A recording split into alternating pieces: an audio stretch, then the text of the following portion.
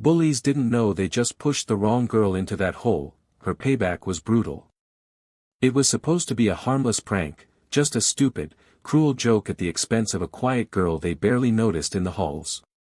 But when they laughed and shoved her into that abandoned construction pit behind the school, they didn't know they were waking something inside her.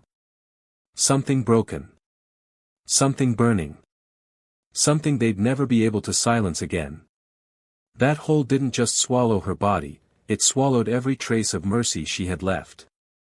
And when she climbed out, she wasn't the same girl anymore. If you believe in kindness, second chances, and the strength people find after being broken, please like, share, comment, and subscribe to Echoes of Life. These stories aren't just tales, they're reminders of the fire we all carry. Aarfa never spoke much. The teachers barely remembered to call her name during attendance.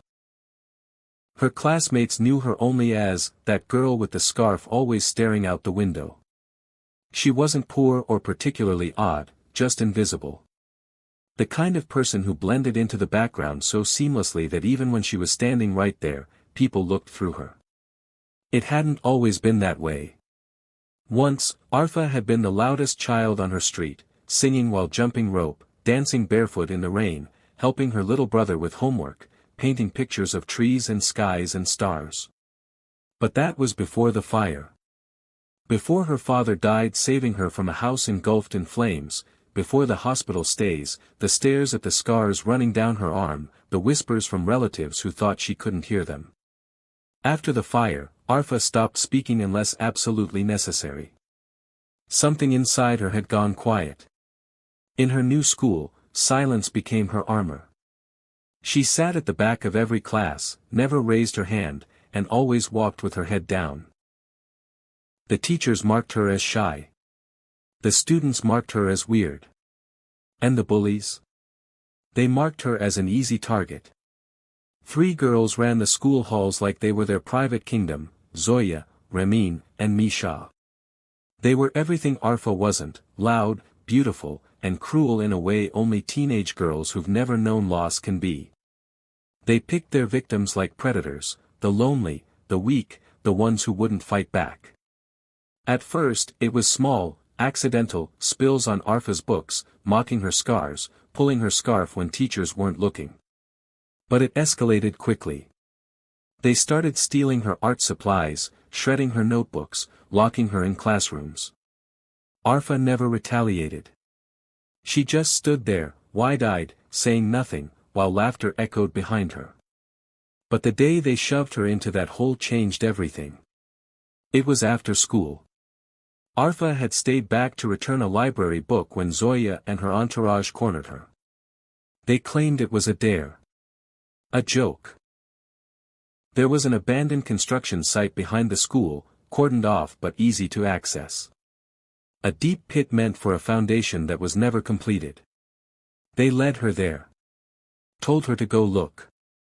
And when she bent forward to peer in, Misha gave her the lightest nudge, just enough to tip her balance. She fell. It wasn't a long fall, but it was hard. Dirt and sharp rocks tore at her palms. Her ankle twisted beneath her. The impact knocked the wind out of her chest. And the laughter from above felt like a slap across her soul. They didn't even check if she was okay. They just laughed, and walked away. It was nearly midnight when a local watchman found her, shivering and silent, in the pit. She said nothing to the police, nothing to her aunt when she came to collect her. She just sat in silence, eyes open, face blank. But something inside her had changed. Aarfa had always believed in forgiveness. In being the better person. In rising above. But that night, as she sat alone in her room, staring at the bruises blooming on her body, her mind replaying the laughter like a broken tape, something snapped. She didn't want revenge. Not in the way they showed it in movies. She didn't want to hurt them the way they'd hurt her. She wanted to erase the power they had over people like her. And so she started planning. First came the research. She devoured books on human psychology, body language, manipulation, and influence. She watched documentaries about survivors, read stories about bullied teens who fought back, not with fists, but with fire of the soul. Then came the practice. She stood in front of the mirror every night, rehearsing the tone of her voice, the way to make eye contact without flinching, how to walk with purpose even when your legs tremble. She trained herself to speak again. Slowly. Clearly. Firmly. She joined the art club and began showcasing her work anonymously. Her paintings told stories. Dark forests, broken wings, shattered glass, and rebirth. People noticed. Then, one day, Aarfa entered the debate club tryouts. Everyone laughed when they saw her name on the list.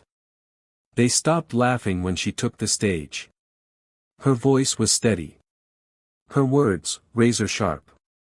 Her story, raw and mesmerizing. She spoke not of herself, but of pain, silence, and the quiet strength people ignore. By the time she stepped down, even the teachers were stunned into silence.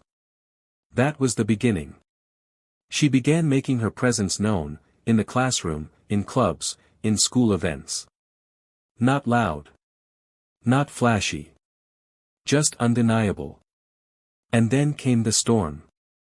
At the annual Interschool Arts Gala, Aarfa submitted a large canvas under the title, What They Thought Was a Joke.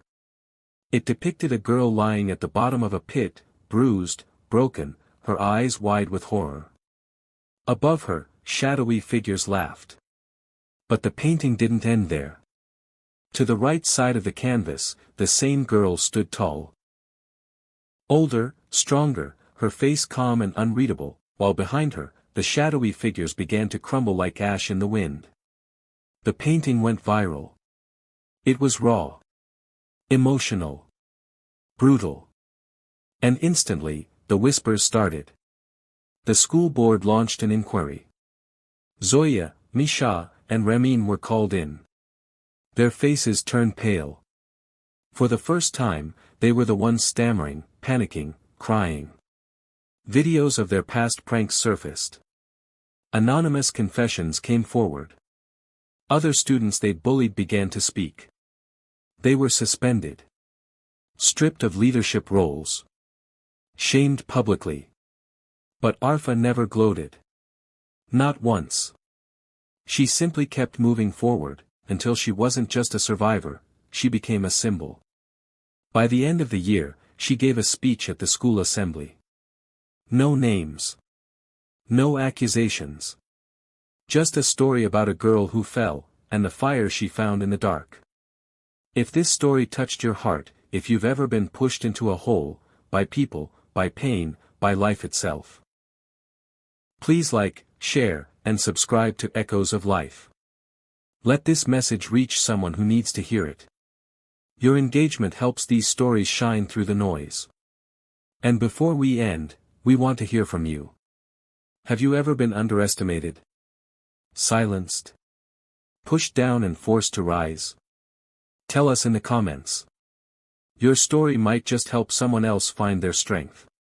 Because sometimes, when they push you into a hole, they're just helping you dig deep enough to plant your roots.